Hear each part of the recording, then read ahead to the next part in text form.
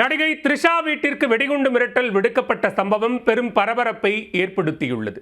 திரை பிரபலங்களை டார்கெட் வைத்து வெடிகுண்டு மிரட்டல் விடுக்கும் மர்ம நபர் போலீசில் சிக்குவாரா?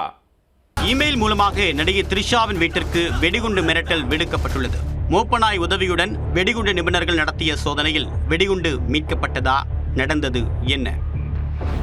தமிழ் திரைத்துறையில் முன்னணி கதாநாயகிகளில் ஒருவராக 20 ஆண்டுகளுக்கு மேலாக வலம் வருபவர் நடிகை த்ரிஷா. தற்போது புதிய கட்சி துவங்கியுள்ள நடிகர் விஜய் உடனான இவருடைய நட்பு சமூக வலைதளங்களில் பரவலாக பேசப்பட்டு வருகிறது.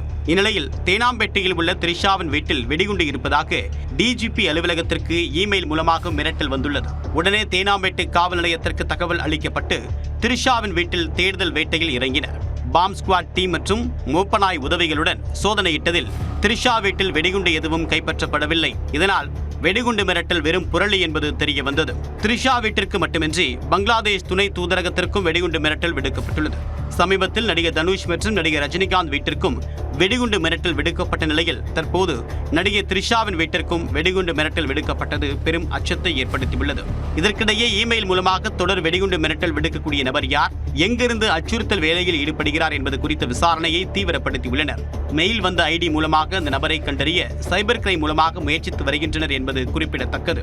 அதில் மர்ம நபர் பிடிபட்டால் அவர் மீது உரிய நடவடிக்கை பாயும் என்றும் எதிர்பார்க்கப்படுகிறது.